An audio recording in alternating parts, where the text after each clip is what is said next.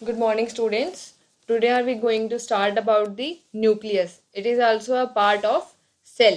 Cell का क्या है पार्ट. आपने अभी प्लांट सेल और एनिमल सेल ड्रॉ किए हैं, उसमें आपने देखा होगा क्या था हमारे पास न्यूक्लियस. सेंटर में क्या था, एक न्यूक्लियस. अब हम देखते हैं ये न्यूक्लियस कैसा होता है और इसके क्या फंक्शन होते हैं और इसके अंदर क्या क्या चीजें प्रेजेंट होती हैं. Nucleus is large centrally located spherical cellular component. Nucleus क्या है, एक लार्ज है और जो सेल के कहाँ सेंटर में प्रेजेंट होता है. And it is a cellular component, मतलब सेल का एक कंपोनेंट है. और उसके क्या है,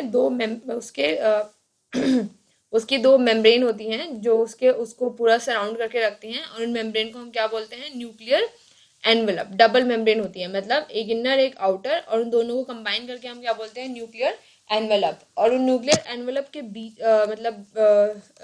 में between the nuclear envelope there is a small pore, मतलब थोड़े थोड़े छोटे छोटे पोर्स होते हैं जिनको हम क्या बोलते हैं, न्यूक्लियर पोर. न्यूक्लियर पोर के इसलिए होते हैं क्योंकि अब जो वो साइटोप्लाज्म के अंदर प्रेजेंट होता है, सेल के अंदर प्रेजेंट होता है. अगर कुछ भी जो मटेरियल है न्यूक्लियस से साइटोप्लाज्म में या साइटोप्लाज्म से न्यूक्लियस में ट्रांसफर करेंगे तो कैसे करेंगे, इन न्यूक्लियर पोर के थ्रू ही ट्रांसफर करते हैं. क्योंकि ऐसी बहुत सारी इंपॉर्टेंट चीजें हैं जो कि हमारे कहाँ प्रेजेंट होती हैं, न्यूक्लियस के अंदर, और जिनको फिर कहाँ यूज करना होता है, साइटोप्लाज्म में, या फिर सेल के बाहर दूसरे सेल में भी भेजना होता है. और वो बनती किसके थ्रू है, न्यूक्लियस के थ्रू. तो उनको भेजने के लिए क्या चाहिए हमें, न्यूक्लियस से साइटोप्लाज्म तक न्यूक्लियर पोर.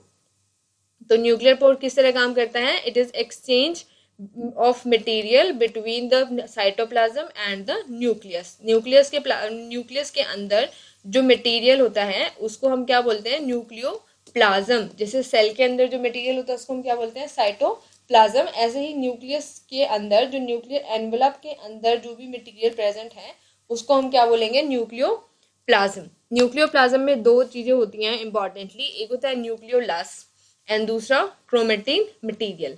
अब यहाँ क्रोमेटिन मटेरियल के बारे में देखते हैं. क्रोमेटिन मटेरियल क्या होता है, एक थ्रेड लाइक, मतलब एक धागे की तरह बहुत सारा मटेरियल होता है जो आपस में इंटरवाइंड होता है, मतलब ऐसे उलझा हुआ दिखेगा हमें. और उसको हम क्या बोलते हैं, मास ऑफ क्रोमोसोम, जिसके अंदर क्या प्रेजेंट होता है, डीएनए और प्रोटीन. डीएनए क्या है, जैसे कोई भी इंफॉर्मेशन है, मतलब पेरेंट्स से और ऑफस्प्रिंग पर, मतलब हमारे पास हमारे पेरेंट्स से कुछ करेक्टर आए हैं, मतलब हमारा फेस है या कोई, मतलब जैसे हेयर है, आईज की कलर है.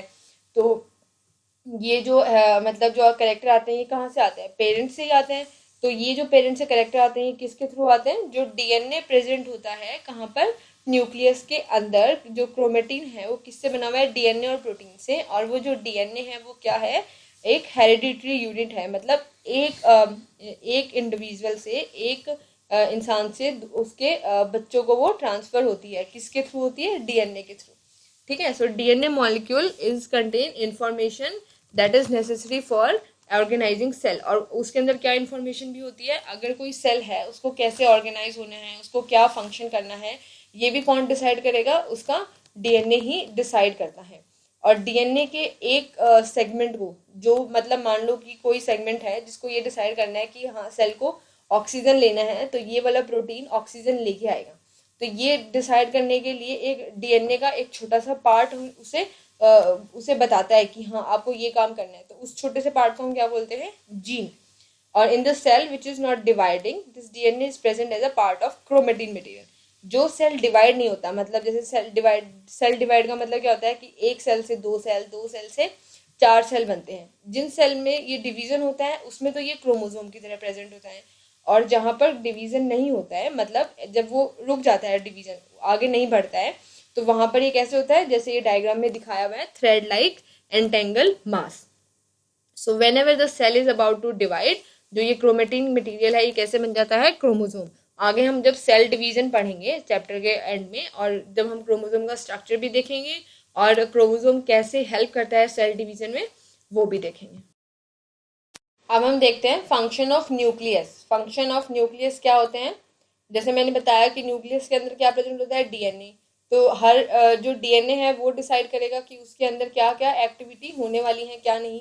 तो न्यूक्लियस ही इंपॉर्टेंट होता है. वो क्या करता है, न्यूक्लियस के अंदर जो डीएनए प्रेजेंट है और जो उसके अंदर साइटोप्लाज्म प्रेजेंट है सेल के अंदर, उसके साथ मिलके न्यूक्लियस क्या डिसाइड करेगा कि सेल को मेच्योर होने के बाद, मतलब पूरी तरह से डेवलप होने के बाद, सेल जैसे शुरू होता है बनना, फिर वो धीरे धीरे डेवलप होता रहता है, तो मेच्योर होने तक उसको क्या एक्टिविटीज करनी है, ये जो डिसीजन लेता है और गाइड करता है, ये कौन करता है? न्यूक्लियस गाइड करता है। It regulate the cell cycle. Cell cycle भी कौन रेगुलेट करता है? न्यूक्लियस। क्योंकि सेल साइकिल में क्या होता है, जो डीएनए है वो डिवाइड होके मतलब उसकी डीएनए, एक डीएनए से दो डीएनए बन जाते हैं, और एक डीएनए दूसरे सेल में चला जाता है, एक डीएनए दूसरे सेल में। तो ये डीएनए कहाँ प्रेजेंट होता है? हमारा न्यूक्लियस के अंदर प्रेजेंट होता है। तो ये भी जो सेल साइकिल का काम है, ये कौन करता है? न्यूक्लियस। और it concern with the transmission of hereditary trait from parent to offsprings, मतलब पेरेंट से ऑफस्प्रिंग्स तक। ऑफस्प्रिंग क्या मतलब? जो पेरेंट्स के बच्चे होंगे हम क्या बोलते हैं? Of spring. तो वहां तक वहां पर कोई भी ट्रांसमिशन होना है, मतलब कैरेक्टर्स का, पेरेंट्स के कैरेक्टर्स का, वो किसके थ्रू होएगा? डीएनए के थ्रू। और वो डीएनए कहाँ प्रेजेंट है? न्यूक्लियस। तो उसमें भी किसका इंपॉर्टेंट फंक्शन हो गया? न्यूक्लियस का ही इंपॉर्टेंट फंक्शन हो गया। तो ये तीनों फंक्शन है कि क्या मेटाबॉलिक एक्टिविटीज सेल में होने वाली हैं, सेल साइकिल कैसे चलेगी, और पेरेंट्स से ऑफस्प्रिंग्स में कैसे कैरेक्टर्स जाएंगे, ये सब किस पे डिपेंड करता है? न्यूक्लियस के अंदर जो डीएनए है उस पर मैटर करता है। यही सारे क्या है फिर हमारे न्यूक्लियस के। अब हमने न्यूक्लियस पढ़ लिया, न्यूक्लियस का स्ट्रक्चर पढ़ लिया। हमने क्या देखा कि न्यूक्लियस के बाहर क्या थी? मेम्ब्रेन। पर उस न्यूक्लियर मेम्ब्रेन के बेस पे ही सेल दो टाइप में डिवाइड होता है। कुछ सेल में क्या होता है? न्यूक्लियर मेम्ब्रेन प्रेजेंट नहीं होती है, जैसे प्रोकैरियोट्स। प्रोकैरियोट्स को हम कैसे डिवाइड करेंगे? प्रो का मतलब प्रिमिटिव, प्राइमरी मतलब जो सबसे पहले आए। क्रेयॉन्स का मतलब, क्रेयॉन का क्या मतलब होता है? न्यूक्लियस। ठीक है, जो न्यूक्लियस सबसे पहले आया। तो वो जो न्यूक्लियस सबसे पहले आया उसके अंदर क्या नहीं थी? मेम्ब्रेन नहीं थी। तो जिन prokaryotes whose cells lack nuclear membrane are called prokaryotes, मतलब जिन सेल्स के अंदर न्यूक्लियर मेम्ब्रेन नहीं होती, हम उनको क्या बोलते हैं? Prokaryotes. In such organism like bacteria, the nuclear region of the cell may be poorly defined due to the absence of nuclear membrane. जो न्यूक्लियस का जो रीजन है वो मतलब अच्छे से डिफाइन नहीं होता, मतलब वो अलग तो होता है पर हम अलग से उसको देख नहीं सकते हैं, मतलब अच्छे से पता नहीं लगता है कि ये हमारा न्यूक्लियस ही है। तो ऐसे अनडिफाइंड रीजन को हम क्या बोलेंगे? जिसका हमें अच्छे से ना पता लगे और उसके अंदर क्या प्रेजेंट है? न्यूक्लिक एसिड प्रेजेंट है, तो उसको हम क्या बोलेंगे? न्यूक्लियोइड। जो प्रोकैरियोट्स मतलब बैक्टीरिया, साइनोबैक्टीरिया, आर्कीबैक्टीरिया के अंदर जो न्यूक्लियस होता है उसको हम क्या बोलते हैं? न्यूक्लियोइड। और जो यूकैरियोटिक सेल हैं, जैसे ये नीचे दिखा रखा है जो प्रोकैरियोटिक सेल, इसमें क्या है? प्लाज्मा मेम्ब्रेन है, सेल वॉल है, साइटोप्लाज्म है, और बीच में क्या है? न्यूक्लियोइड है, मतलब उसके बाहर कोई मेम्ब्रेन नहीं बनी हुई है, डॉट डॉट करके लगा रखा है। और अंदर क्या है? क्रोमेटीन मटेरियल, मतलब डीएनए तो होता है उसके अंदर, न्यूक्लिक एसिड तो होगा लेकिन मेम्ब्रेन नहीं होगी। और यूकैरियोटिक सेल जो अपने प्लांट सेल, एनिमल सेल बनाए, उसमें जो न्यूक्लियस बनाया उसमें क्या थी? प्रॉपर मेम्ब्रेन थी। तो उन सेल को हम क्या बोलते हैं? न्यूक्लियर यूकैरियोटिक सेल बोलते हैं। और उनके अंदर जो ऑर्गेनेलीज होती हैं, जो आपने डायग्राम में देखी थी, उनके अंदर वो सेलुलर ऑर्गेनीज के भी बाहर क्या होती है? प्रॉपर वेल डिफाइंड मेम्ब्रेन होती है। तो ऐसे सेल्स को हम क्या बोलते हैं? Eukaryotic cells. अब हम देखेंगे the difference between eukaryotic and prokaryotic. अब आता है difference between prokaryote and the eukaryote. Prokaryote और यूकैरियोट के बीच में क्या डिफरेंस है, अब हम ये देखेंगे। तो प्रोकैरियोटिक सेल्स कौन से होते हैं? जिनका साइज क्या होता है सेल का? 2 से 10 mm होता है। और जो यूकैरियोटिक सेल हैं उनका साइज क्या होता है? 5 to 10 mm होता है। जो nuclear region is without nuclear membrane and called nuclear. जो प्रोकैरियोटिक सेल हैं उनका जो न्यूक्लियर रीजन होता है उसके अंदर न्यूक्लियर मेम्ब्रेन नहीं होती, और उसको हम क्या बोलते हैं? न्यूक्लियोइड। यूकैरियोटिक सेल जो होते हैं उनके अंदर न्यूक्लियस पूरी अच्छे से प्रेजेंट होता है और उसके पास क्या होती है? मेम्ब्रेन। ठीक है, प्रोकैरियोटिक सेल के अंदर जो क्रोमोसोम होता है, एक ही क्रोमोसोम होता है। ठीक है, और यूकैरियोटिक सेल्स में एक से ज़्यादा क्रोमोसोम होते हैं। जो क्रोमेटिन मटेरियल है जब वो डिवाइड होगा तो उसके अंदर क्या बनने वाले हैं? क्रोमोसोम। तो वो क्रोमोसोम का जो नंबर है वो धीरे धीरे करके क्या होंगे? बहुत सारे क्रोमोसोम बन जाएंगे। लेकिन जो प्रोकैरियोट्स हैं उसके अंदर वो सारा क्रोमेटिन मटेरियल इकट्ठा होकर एक ही क्रोमोसोम बनाएगा। ठीक है, nucleolus is absent. Prokaryotic cell में न्यूक्लियोलस नहीं होता है अलग से। यूकैरियोटिक सेल में अलग से क्या होता है? एक न्यूक्लियोलस प्रेजेंट होता है।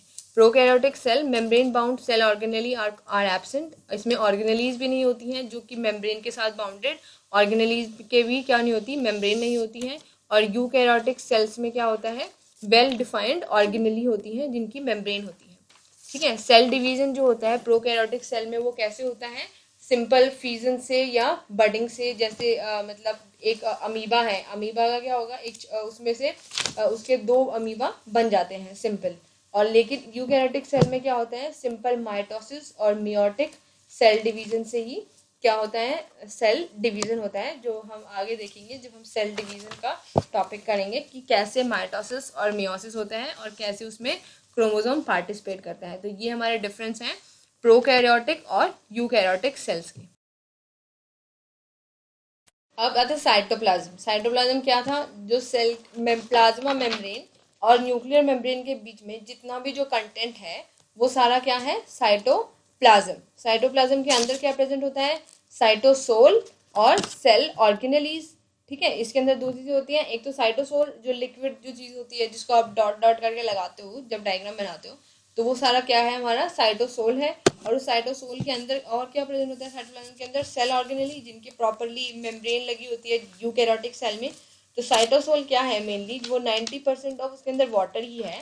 और उसके अंदर जैसे दूसरे बायोकेमिकल्स हैं, बायोकेमिकल्स कौन से, जैसे कि salt, sugar, amino acid, vitamin, nucleotides या डिजोल्व गैसेस। डिजोल्व गैसेस मतलब जो ऑक्सीजन, कार्बन डाइऑक्साइड जो भी सेल के अंदर बनता है या ऑक्सीजन जो सेल को चाहिए, वो सारा का सारा कहाँ प्रेजेंट होता है, साइटोसोल के अंदर प्रेजेंट होता है। और फिर उसको ऑर्गेनली या न्यूक्लियस उनको उन चीज़ों को यूज करके और चीज़ें बनाते हैं। और उसके अंदर क्या है, सेल ऑर्गेनली। सेल ऑर्गेनली हम एक एक करके पढ़ेंगे, जो कि हर सेल ऑर्गेनली का अपना अपना फंक्शन होता है, जो कि पूरे सेल के अंदर, जैसे कि एक मतलब पूरा घर है या मान लो एक ऑफिस है, हर ऑफिस में क्या होगा कि प्रॉपर हर आदमी का क्या होता है, अलग अलग फंक्शन होता है, अलग अलग काम होता है, वो अलग अलग काम करते हैं तो पूरा ऑफिस चलता है। इसी तरह से जो हमारा सेल भी है, उसके अंदर ये जो इंडिविजुअल ऑर्गेनली हैं ये अपना अलग अलग काम करते हैं। तो उससे क्या होता है, एक पूरा का पूरा जो सेल है उसका फंक्शन, उसका काम चलता है। कैसे, जब ये ऑर्गेनलीज फंक्शन परफॉर्म करते हैं। तो आगे हम नेक्स्ट लेक्चर में हम एक एक करके ऑर्गेनलीज के बारे में पढ़ेंगे, उनका क्या फंक्शन होता है और वो कैसे सेल को हेल्प करते हैं सारी एक्टिविटीज़ में।